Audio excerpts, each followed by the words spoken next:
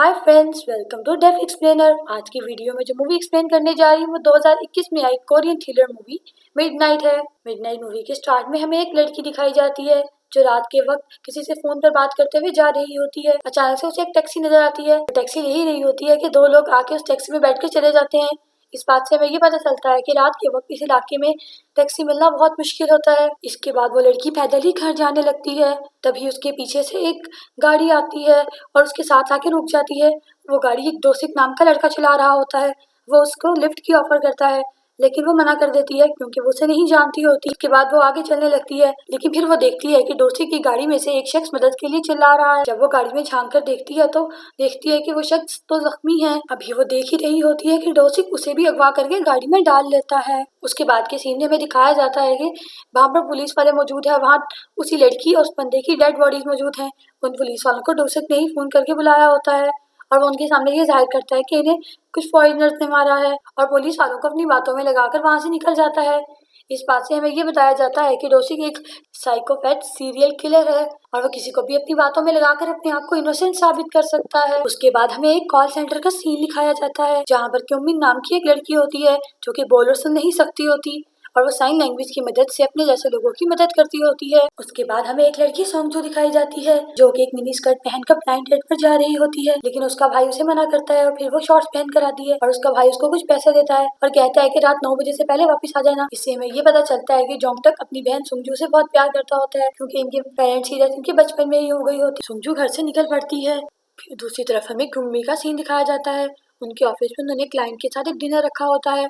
Dinner के दौरान जब क्लाइंट को पता चलता है कि कुम्मी बोल और सुन नहीं सकती तो वो उसका मजाक उड़ाने लगता है। उसके बाद कुम्मी भी साइन लैंग्वेज में उसको बहुत बुरा भला कहती है लेकिन क्लाइंट उनकी बातें नहीं समझ पाता। लेकिन ऑफिस का बाकी का स्टाफ क्लाइंट को यकीन दिलाता है कि वो आपके बारे में बहुत अच्छा अच्छा बोल रही है। दूसरी तरफ हमें एक औरत दिखाई जाती है। ये कुम्मी की मदर होती हैं और कपड़े की दुकान में काम करती होती हैं। उन्हें आज सैलरी मिली होती है इसलिए वो बहुत खुश होती हैं। वो काफी अरसे से पैसे इकट्ठे कर रही होती हैं ताकि वो और कुम्मी एक आइलैंड पे ट्रिप के लिए जा सके। वो इस ट्रिप के लिए काफी अरसे से मेहनत कर रहे हैं और पैसे जमा कर रहे हैं। उसके बाद जब कुम्मी अपनी मदर को लेने आती है, कुम्मी की मदर जब कुम्मी के पास आने लगती है तो एक मोटरसाइकिल उनके आगे से गुजर जाता है लेकिन उनकी मदर बच जाती है। कुम्मी अपनी मदर को कहती है कि आप देख कर सड़क क्रॉस किया करें। उसके बाद कुम्मी की मदर उसे सैलरी दिखाती है। वो दोनों ये पैसे देकर बहुत खुश होते हैं।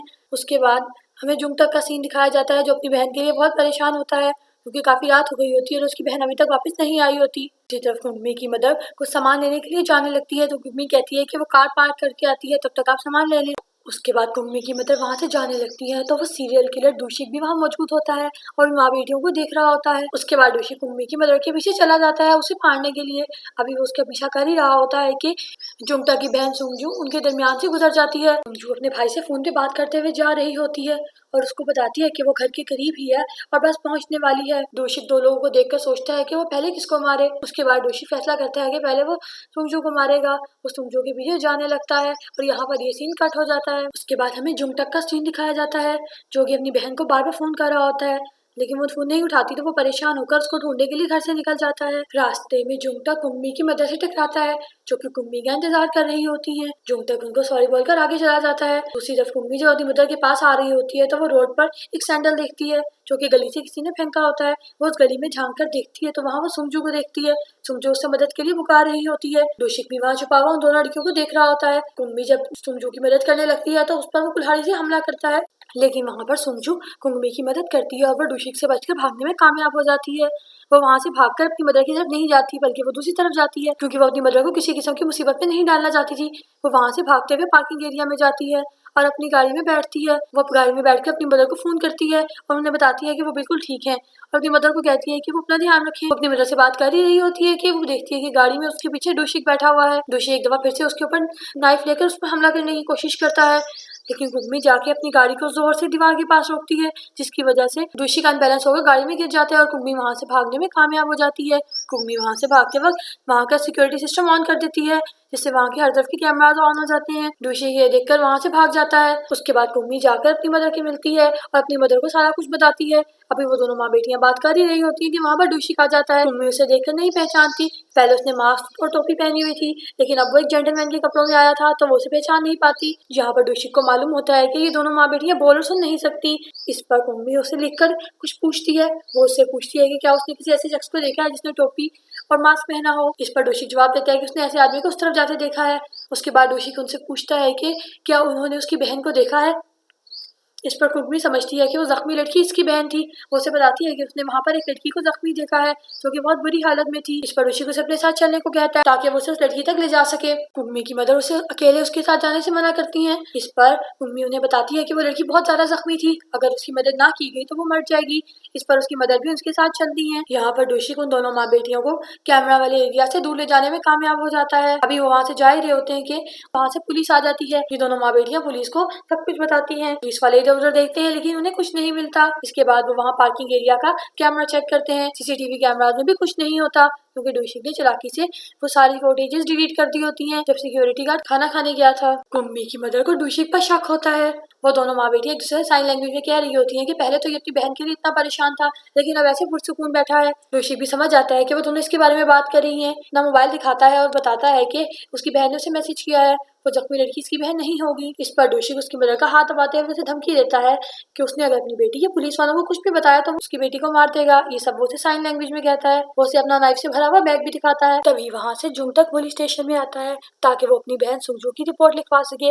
उसकी बहन अभी तक घर नहीं आई होती और वो अपनी बहन के लिए बहुत परेशान होता है। वो अपनी बहन की तस्वीर पुलिस वालों को दिखाता है ताकि वो उसे ढूंढ सके। कुम्मी जब वो तस्वीर देखती है तो उसे पता चलता है कि वो लड़की जो जख्मी थी वो इस शख्स की बहन है। इसके बाद वो किलर डोशिक जुंगटक को बताता है कि तुम्हारी बहन को मैंने ही मारा है। जुंगटक डोशिक पर हमला कर देता है और उससे पूछता है कि मेरी बहन कहाँ है। डोशिक अपनी नाइफ निकालकर उसके गले पर रख लेता है लेकिन जुंगटक उससे वो छीनकर उसी के गले पर रखकर उसको मारने ही वाला होता है कि वहाँ से पुलिस वाले आ जाते हैं। वहाँ आकर ही समझती है कि जुंगटक डोशिक को मारने की कोशिश कर क्योंकि डोशिक पुलिस वालों से मदद मांगी जा रहा था और नाइफ जुंगटक के हाथ में थी। इसके बाद पुलिस वाले डोशिक को वहाँ से जाने देते हैं लेकिन उसके जाने के बाद जब जुंगटक उनको पूरी बात बताता है तो पुलिस वालों को तब समझ आती है। और फिर जब वो उसके पीछे जाने की कोशिश करते हैं उसको ढूंढने के लिए तो डोशिक वहाँ से जा चुका था। उसके बाद कुम्मी और उसकी मदर घर आ जाती है।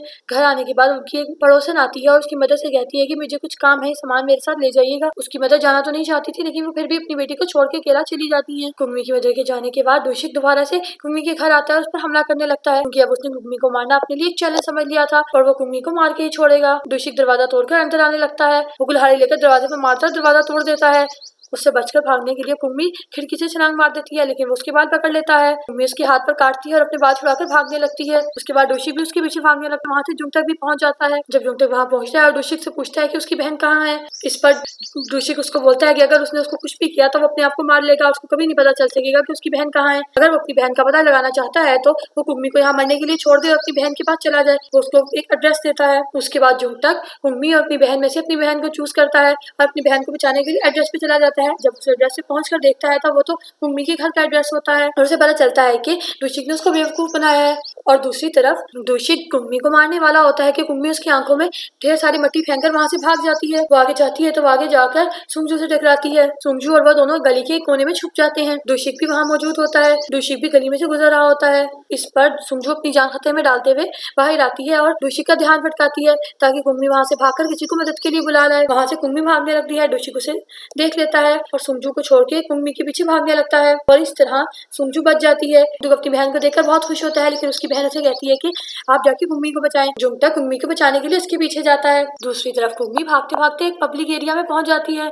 उसको लगता है कि लोगों के दरमियान में डोशिक उस पर हमला नहीं करेगा। वो डोशिक की तरफ इशारे करके लोगों को बताने की कोशिश करती है लेकिन चूंकि वो बोल और सुन नहीं सकती होती लोग उसकी बात नहीं समझ पाते। वहीं पर कुछ सोल्जर्स भी होते हैं। कुम्मी उनसे मदद मांगती है लेकिन डोशिक वहां आकर कहता है और वो डोशिक को कुम्मी का भाई समझते हुए उसको उसके भाई के हवाले कर देते हैं। उसके बाद कुम्मी डोशिक से बचकर भागने लगता है। वहां पर जुंगटक आ जाता है। जुंगटक आकर डोशिक को बहुत मारता है और कुम्मी को वहां से ले जाने वाला होता है लेकिन वहीं से डोशिक दोबारा उठ जाता है। उसके बाद जुंगटक और डोशिक के दरमियान अच्छी खासी लड़ाई होती है और कुम्मी वहां से भाग जाती है। डोशिक जुंगटक को जख्मी करते हुए वहां से भाग जाता है। कुम्मी के पीछे भागने लगता है क्योंकि अब वो कुम्मी को हर हालत में मारना चाहता था। उसने इसे अपने लिए एक चैलेंज समझ लिया था। कुम्मी डोशिक की तरफ भागते हुए आती है। उसके हाथ में एक नाइफ होती है। वो नाइफ से खुद पर ही वार कर लेती है। इस पर डोशिक को कुछ भी समझ में नहीं आता। कुम्मी ने ये सब इसलिए किया होता है ताकि लोग ये समझे कि डोशिक ने उस पर हमला किया है और वो लोगों के सामने डोशिक को बुरा दिखा सके जो कि वो पहले साबित नहीं कर पा रही होती।